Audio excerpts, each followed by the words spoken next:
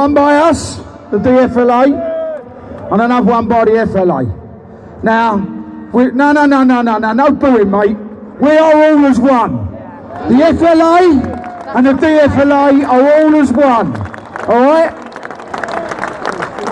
Now, we've had some people come over from the FLA march today to join us, right?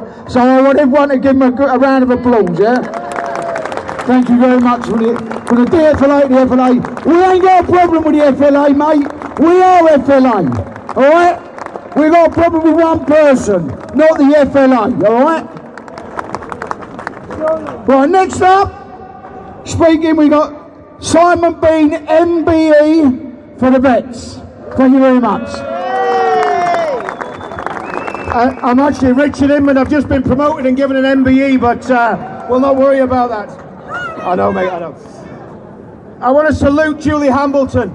Julie Hambleton has done an amazing job in standing for the 21. She stood against terrorists.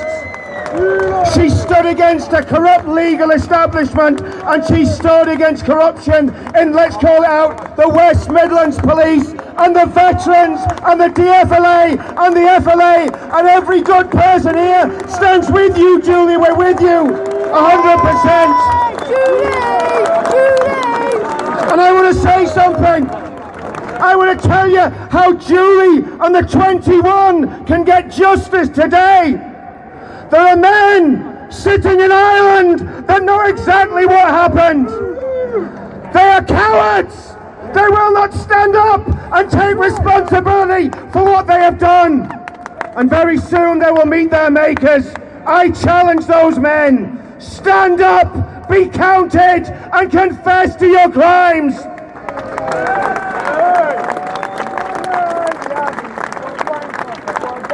And next I want to talk about another atrocity. My friend from Charlton brought to my attention. We all know about it. We've all forgotten about it. We've all forgotten about Lee Rigby, who was brutally murdered. He was virtually beheaded. He was virtually beheaded by Islamic terrorists. They murdered him. They chopped him up. And we're calling for a permanent memorial at the spot where Lee Rigby died.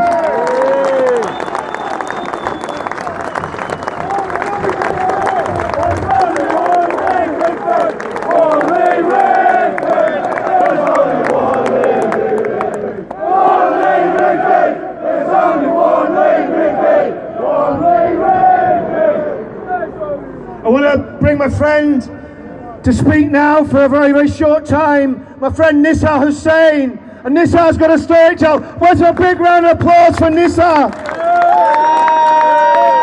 Nissar, please tell us what happened to you when you left the Islamic faith. Tell us what happened. Yeah, thank you so much, Richard. If I can very quickly first say how humbled and how humbled I am actually to be here. So poignant. I'm actually born and raised in Birmingham. And I left. Sorry, thank you. And it means a lot to be here. Thank you so much. And tell us, Nissar, who attacked you and why? Yeah, I am actually a Pakistani born in a sort of Muslim background. I converted to Christianity in '96, along with my family. And my family and I have been brutalized by the Islamic barbarians, actually, and they know who they are. Whether it's here, or Bradford, or up and down the length and breadth of this country. And we've suffered 18 years of persecution under the noses of Bradford police. We've been terrorized, we've had acts of terrorism against us. We've almost been wiped out, actually. It's been covered over for 18 years. And Nissar, could you tell us how you actually had to leave Bradford, how you left Bradford, what happened to you the night you left? Yeah, given the failure of the Bradford police, actually, and the lawlessness of these fellow Pakistanis, with impunity, I was brutally attacked outside my home. I was kneecapped and suffered a broken hand whilst trying to protect my head from being bludgeoned in, actually. I spent 11 days in hospital. We had no police protection. Bearing in mind, we had 17 years of these abuses prior to this. This is November of 2015, by the way. And they left, yes sir, for leaving Islam, and they left me, my family, vulnerable for over 18 years, actually. Let's have a big round of applause for Nissar Hussain. He's a brave man, and I want to tell you something. Nissar is putting his life on the line because there's only one punishment in Islam for leaving Islam, and that is a death sentence, and that is wrong. Many times when we get involved in these battles like Julie did and like all of us standing here today, we feel like we're alone. But today shows me one thing: we are not alone. This is a movement that is going to take our country back. We're men and women who love our families. We love our neighbours. We love our communities, and most of all, we love this great country of the United Kingdom. And you can be proud of standing here today and taking your stand. We're the backbone of this country. We're the forgotten people of this country. We're the real people of this country, and every one of us counts. I want to tell you something, every one of us here, we were born for such a time as this, and we will, and we can, and we're going to save our country from disaster. Our country is in grave, grave danger. We have weak leadership. Our country is rudderless at the minute. On the one side, you have the treacherous Jeremy Corbyn, who calls the IRA his friends. He calls Hamas his friends. He calls Hezbollah his friends. And he calls Islamist terrorists and Islamic supremacists his friends. If he gets in power, people, our country is doomed. His party has overseen the rape of our daughters by Muslim rape gangs in Rotherham and Rochdale. It has to stop. And Telford. And why did he do it? Why did the Labour Party stay silent? Like the three wise monkeys, they saw no evil, and they spoke no evil, and they heard no evil. Why? Because Muslim votes were more important than your daughters and my daughters.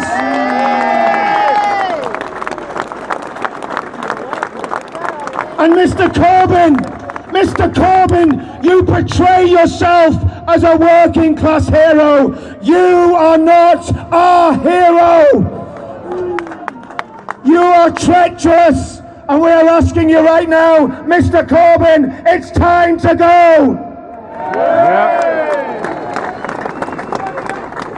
Then we have Theresa, the appeaser, as I call her.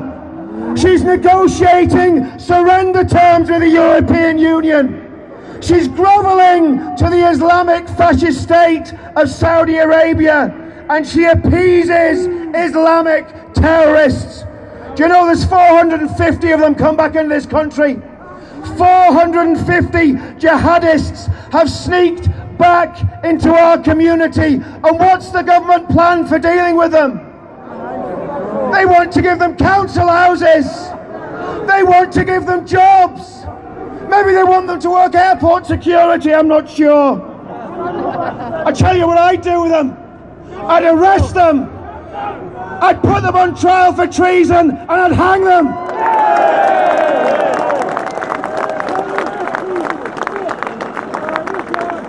And meanwhile,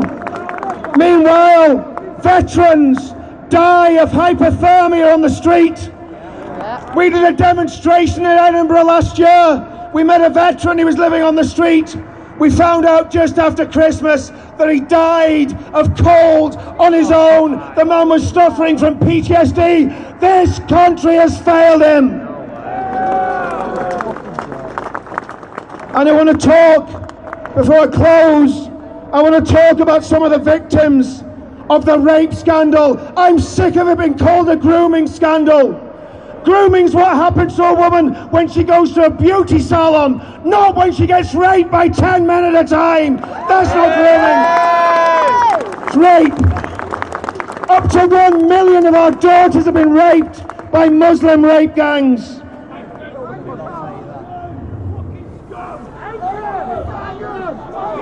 Friends, we've got to remember these girls. We've got to remember their names. And I want to bring a name before you today.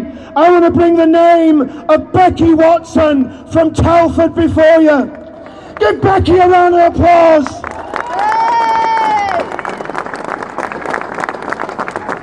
Becky Watson was 11 years old when she was taken and she was raped, and they raped her until she was 13, and then they killed her in a car crash, and the police said it was only a prank. It was murder, cold-blooded murder and nothing else. Lucy Lowe was pregnant with a second child when the rapist, Asha Mahmood, murdered her mother and her unborn child. That man's in prison for life now. I want to tell you something. I would bring back hanging for men that rape and murder little girls.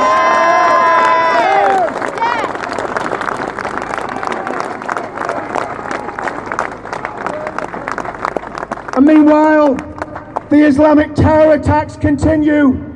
The blood continues to be spilt.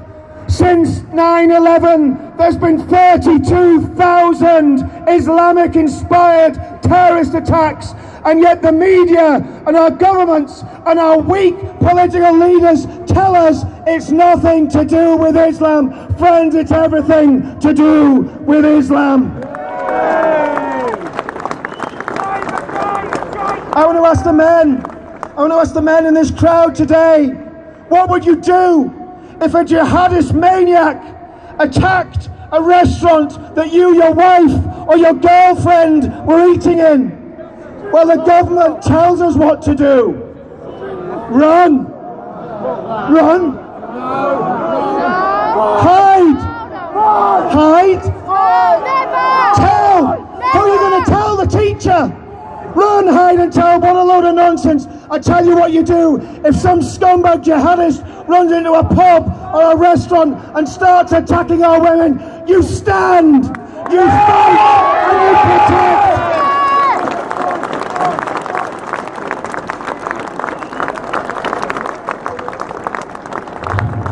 The next man to speak is my good friend Simon Bean. Simon has been attacked by jihadists.